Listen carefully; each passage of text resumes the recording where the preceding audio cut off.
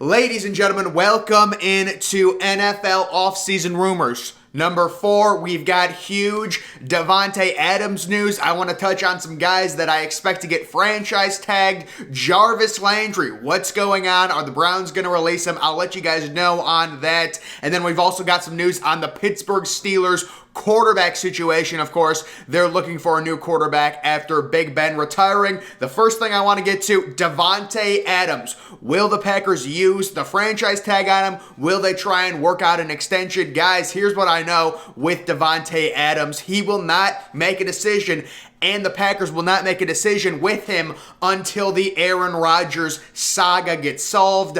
I believe and I know Aaron Rodgers will be demanding a trade from the Green Bay Packers, which will put Davante Adams and the Green Bay Packers at a little bit of a crossroads.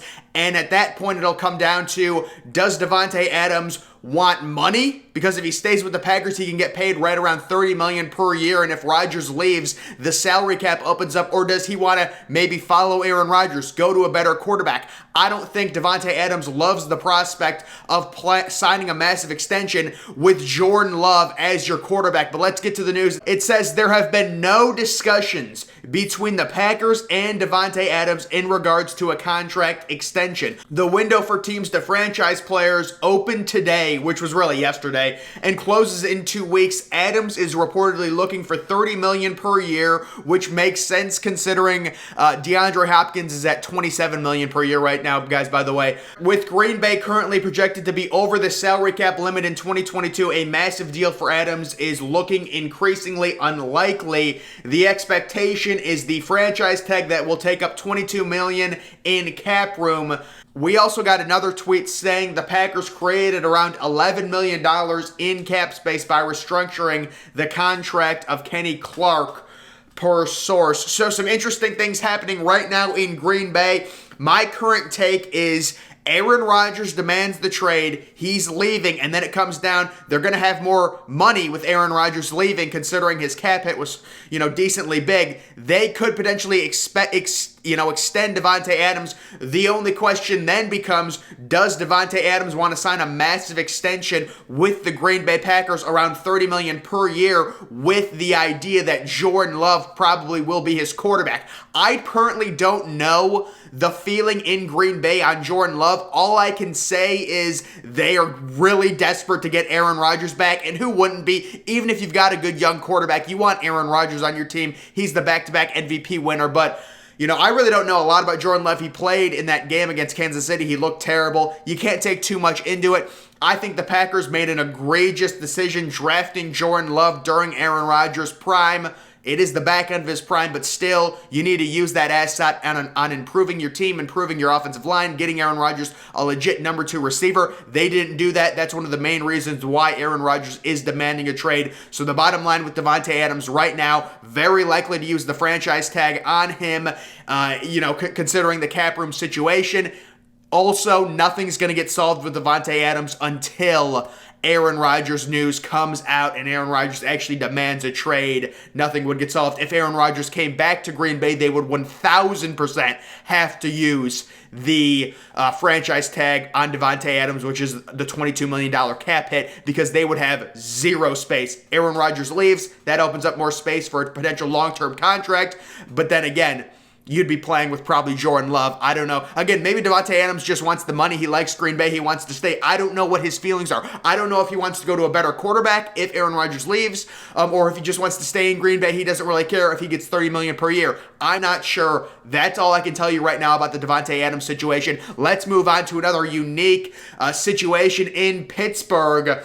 You take a look, some news on Mason Rudolph. A Steelers general manager comes out and says that they have no plans to sell out and get Ben Roethlisberger's replacement. The big quote that they were talking about on ESPN was that if the season started today, Mason Rudolph would be our quarterback. Now, reading the tea leaves on this, my inference is I think the Steelers are setting up to potentially take a quarterback in the first round.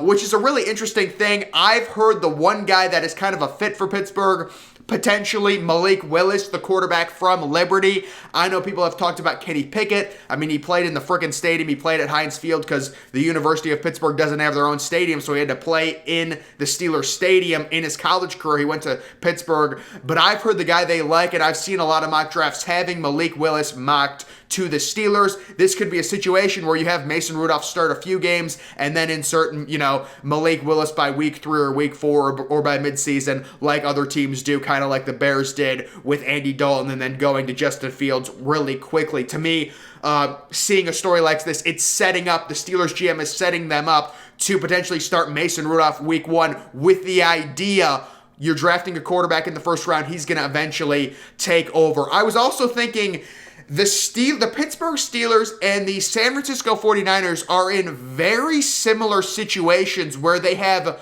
a borderline elite defense with really good offensive skill position players, but there's major question marks with both of these teams at the quarterback position. Think about the comparisons between Pittsburgh and San Francisco. Now, San Francisco, a little bit different. They drafted Trey Lance 3rd overall, but they're going to have to be prepared to take those rookie lumps because he really hasn't played very much. I think he started 1 game last year. So if they go in with Trey Lance, San Francisco and Pittsburgh, really elite rosters, but major question marks at quarterback. Kind of interesting between those two teams. We've got more news here on Kirk Cousins. Ian Rappaport saying, I don't think there's any truth to the Panthers rumors in reference to Carolina inquiring about a trade for Kirk Cousins. So this type of stuff is going to come up throughout the offseason. I'm of the belief right now that Minnesota is a little conservative. They're not going to really try and aggressively upgrade the quarterback position like the Colts are doing, trying to upgrade from Carson Wentz. They like Kirk Cousins. It's a tough situation. When you have a quarterback who's kind of like borderline, it's kind of like the Cleveland Browns with Baker Mayfield. Like, Baker Mayfield, if he's healthy, he's probably the 12th or 13th best quarterback. Kirk Cousins, probably the 11th or 12th best quarterback. But these guys need everything around them and everything to happen perfectly to win a Super Bowl.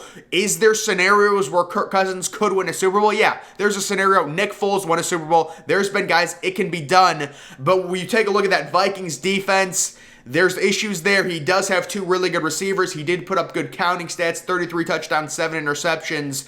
But with the contract, I think Kirk Cousins only signed for 1 more year. It's not like he has this huge contract that you have to worry about later in terms of his career. He's only got 1 more year left, so I think they'll just play out that contract and then maybe look to move on from Cousins. Carolina inquiring about him. Carolina is an interesting team. It's a big if, but if McCaffrey comes back healthy, you've got DJ Moore, you've got Terrence Marshall, who's kind of a wild card. You probably still need a few more offensive linemen, and the defense needs work, but there are some weapons there. I've said before, I think DJ Moore, perhaps the most underrated player, certainly probably the most underrated receiver in the NFL right now. Let's get to the Jarvis Landry stuff. Jarvis Landry said he has put the ball in the Browns' court in terms of his future. So I'm going to lay out the entire Jarvis Landry story. Basically, yesterday, Landry made some tweets, kind of had a Twitter meltdown talking about he's put the ball in the Browns' court, whatever they want to do. The Browns 100% will be cutting Jarvis Landry, and the reason they're doing it is because they can save $16 million against the cap by cutting Landry. I think what happened, the Browns went to Landry, asked him if he'd be willing to restructure his contract, take a little bit less money. He probably got mad at that. That's why he went on his little tweet storm, whatever he did, and said, you know what? You can either bring me back or whatever. The Browns are, they asked him, listen, you're going to either have to restructure your contract or we're cutting you. That's probably what they told him. And it's just, if you're not going to restructure, you're not going to pay Jarvis Landry at this point in his career, or maybe even at any point in his career, $16 million. Jarvis Landry will be cut, and I believe he will go ring chasing and sign with a better veteran quarterback, more of a veteran team that's in contention. Jarvis Landry still can be a weapon in the slot. I think there would be a lot of veteran quarterbacks that would be interested in him, but with the Browns, it's just not happening. $16 million is too much. What I'm thinking happened, the Browns asked Landry if he wanted to restructure his contract for less money to come back. Landry said, no, I want my $16 million. The Browns are going to say, we're not giving you $16 million. We can save the $16 million. There's zero chance you're getting paid $16 million. We're cutting you. And then Landry signs for less money with a veteran team to go ring chase. That's the story that happened there. We've got J.C. Jackson talking about his communication with the Patriots, saying, I guess I can't be that important to them. They're not showing me. J.C. Jackson is the perfect player to use the franchise tag on if you're New England. He had such a breakout year, but you want to see him do it again, so you sign him to that one-year franchise tag. I think I have a list. Yeah, here's the list of the guys that potentially will get franchise tagged. Obviously, Davante Adams, we talked about his situation. Chandler Jones, I believe he will get franchise tagged. J.C. Jackson, I believe he will get franchise tagged.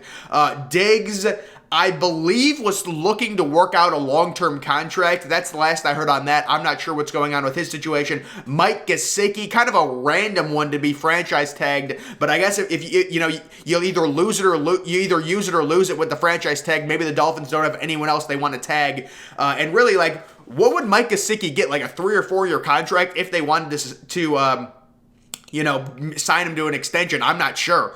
So maybe they want to see him another year. He's kind of had a decent career, I guess. To me, I like my tight ends a little bit more girthy, though. He seems a little skinny, personally, kind of like Zach Ertz. I don't like those tight ends. Then we've got Harold Landry, not sure on his situation. Orlando Brown, Carlton Davis, Jesse Bates, Marcus Williams, and David Njoku as some candidates to be franchise tagged.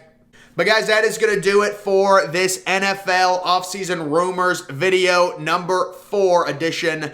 Make sure you're following me on Twitter. Link to that's always in the description. I'm, of course, the Depressed Ginger. Thank you for watching.